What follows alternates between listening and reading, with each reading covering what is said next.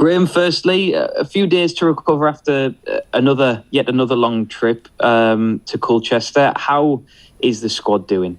Yeah, okay. There's a few bodies hoping to be back on the training field today, so a few bumps and bruises from the other nights, and a few, like I said, a few injury concerns, which we'll find out a little bit more today. But lads are getting on the training field today, so fingers crossed they get through the session and make themselves available for tomorrow.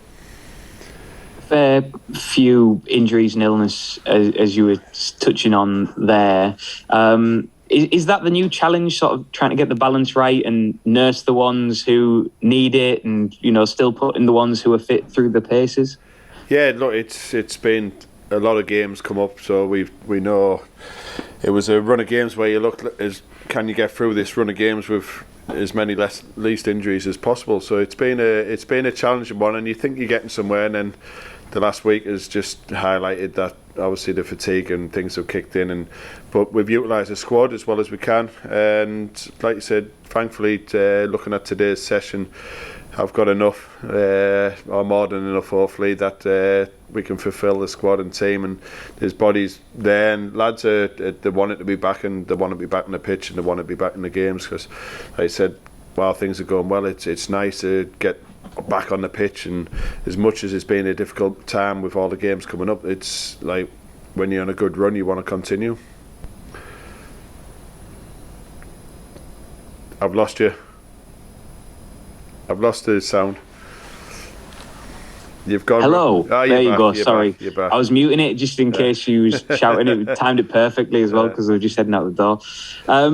Is the last month or so, do you think, in that sense, catching up a little bit with the squad? The amount of travel, the amount of games being Saturday, Tuesday, some long old trips away as well. Do you think that is the reason behind the knocks and the niggles and the injuries and illness? I know how I feel from all the travelling, so I can imagine what the players they were doing the actual games on top of that as well. So no, it's been a challenging time. It has, like I said, the away travel, what has been, it feels so we're never off the bus, and so we've made the decision that we're going to travel on a day tomorrow, just to try and give us an extra day off the bus, so as we speak, and we'll assess that and see if that's the right way as we go into the game tomorrow. But the lads seem like more pleased about that. I think it has been one of them, as much as we've had all the fixtures, it's been a hell of a lot of away games, and just we got in the house at 4:30 on I say Wednesday morning after the game, so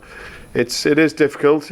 But that's where we are, what we're doing. We knew it was going to be a challenging period of time, and we've got one more game on tomorrow to get through, and like I said, give everything we can, because we're on a good run at the moment, and we want to continue that, and then we can come off our feet for a couple of days and regroup and ready to go again. So yeah, massive game tomorrow regarding, like I said, the run of games we've had, and one, like I said, we're looking forward to.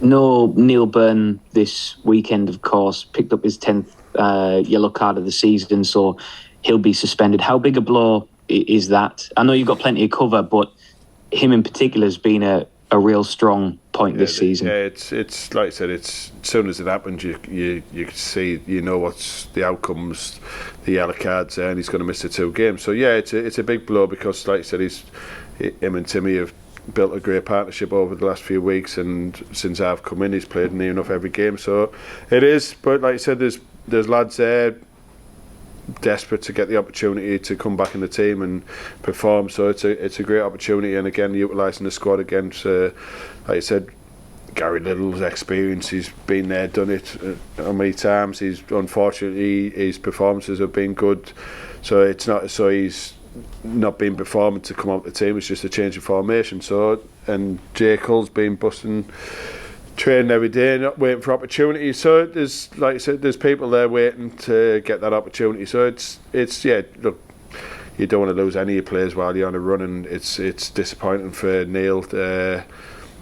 But like I said, there's opportunities for us to come in. So like I said, we're looking forward to that. 8 games unbeaten now, back-to-back away wins for the first time this season in League Two. What's been the secret? I wish I knew, because you just continue, wouldn't you? This is your chance to go. look, I know exactly what the secret is. Look, the lads are working hard for each other. The desire, the willingness. You can take the football part out of it. You have to do the hard work first. Yeah, we've rode our luck at times, and that's part of football. Probably early in my first games coming in here, when you're thinking performances wise, and I still go back to the Bristol Rovers one and things, the performance, the chances, and the luck wasn't on your side, whatever it was. The football and were at gods at the time, but it just seems to be at the moment it's fell for us in the right things. But it's I say luck, but it's hard work, desire, and working for each other and taking opportunities is massive. We've had chances, created chances, but just to take them opportunities at the right time in the games and get ourselves a foothold and give ourselves something to fight for. So look, there's a lot of graft going in. The lads are waiting for each other, and like you said, that's the main part of it. If you've got a group of lads, 20 lads, 25 lads working every day for each other on the training field and pushing each other every day, that's going to reflect on a match day. And previously, when the team went a goal down this season, it was really rare that they would turn it around. So how have you managed to sort of instill that resilience into the squad, that when a goal is conceded, the heads don't drop, and if anything, they stick to the game plan more rigorously and are able to turn it around? Because that's happened a few times under your management. You don't want to change the performances when we have got a goal down. Hasn't been like we're getting on top, getting rolled over, or it's just been one of them unfortunate situations where we've conceded. But the belief in us not to change what we're doing, not to panic what we're doing, to keep performing, keep doing things. I keep saying we'll always create chances if we're on our game.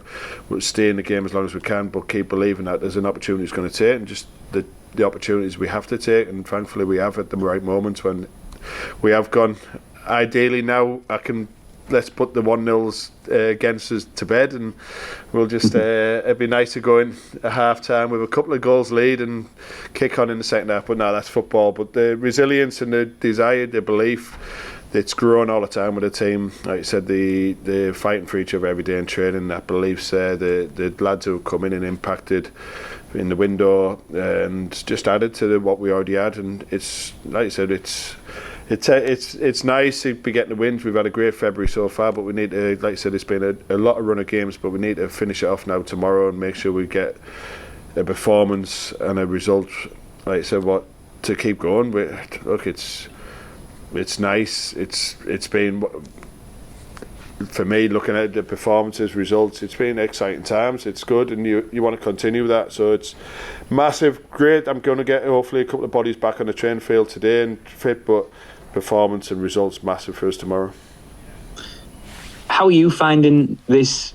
How are you finding this at this particular moment? Because as we touched upon those things there, 8 games unbeaten, back-to-back wins, first win at Colchester in 18 years, all that kind of stuff. And for you in your first managerial job, you've got a semi-final of a cup competition coming up round the corner as well. The team's flying, the new players are clicking. Do you have a chance to enjoy this moment at all? I suspect the answer is no, given the amount of travelling. I do after the game. I enjoy it, but like when you talk about it, I don't like hearing it, because I don't want to get. I'd rather just get on with my job and keep going on the next game. And it's nice when you'll talk about it and you're saying, but I'm like, don't put it out there. Just let us quietly just keep going on with our business and keep doing what we do and keep picking up results, hopefully. And like I said, it's an enjoyable night when you win, but then every time my focus goes on to the next game, and then the worry kicks in again of the next performance, who's going to play, who's fit. So you've gone from probably last week after the games where you think, all right, performances are good, we're doing well, and then all of a sudden bodies start dropping and things can change quickly. So it was massive with the changes the other night to get the results, massive. And like I said, and hopefully a couple of bodies come back in, but that momentum has to keep going now, and it's just the next game, a Rotherham game. Yeah, it's exciting, but I've watched Rotherham just because of being on the TV, and it's an easy watch for me to have an understanding, but it's nowhere, it's far from a focus of what I want to be looking at. We've got 2 big games before that.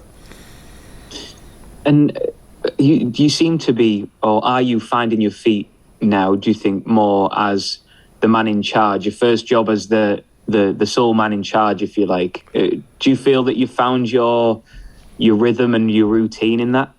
Again, yeah. You're saying things because things are going well on the training pitch and you on the pitch and you're winning games. So I could easily say, "Oh yeah, that's brilliant," but it's every game. I'm enjoying every moment of it. We've got a good staff, great set of players. I'm fortunate on that, and I'll keep pushing myself, and I'll keep pushing the team and the players, and the staff will as well. And if we keep doing that, then look, long may it continue. But yeah, I'm enjoying the moment. And like I said, the responsibilities I have, that's what I wanted to be. I wanted to be in this position for a long time, and like I said, it's just making sure I take this opportunity and not getting carried away because we've won a few games. Let's talk about the stuff on the green bit then. Walsall up this weekend. What do you expect from them? Because they got an absolute thumped last time out. Does that always worry you when you go into a game and you... Believe me, I've watched that game a few, and it's the result said 5-0. They could have took the lead many times in that game. They're aggressive. They're on the front foot. They want to go forward. There's a new manager come in. They had an unbelievable result the week before against Forest Green. So it was one of them. The last game there, just saying either team could have took the lead. It was a close contest, and unfortunately, Swindon hit them a few times on the counter attack and they get the goals, which makes it hard for them, and then start chasing against a good team. So it's going to be a test. It's the exciting, energetic team, powerful team who want to go forward and want to create chances. So we've got, again, I keep saying, we've got to deal with that. And if we can deal with that, then we've got quality in the team, what we can hurt them, hopefully. I know you'll probably have a look at the team later today, but anybody apart from Neil Byrne who you know is definitely missing? What's the shape up of the squad like? I've got a couple of lads coming back into training today, and hopefully they'll get through training, which means they'll be okay for the going into the game tomorrow. So probably three coming back in. So who missed the other night. So hopefully, anyway. I don't want to say, look, you'll have the Walsall manager watching probably and think, all right, they're going to make it. So yeah, no, we've hopefully got somebody, but they've got to get through training today, and then I can assess after training today where we want to go. Brilliant. Thank you, Graeme. Best of luck at Walsall.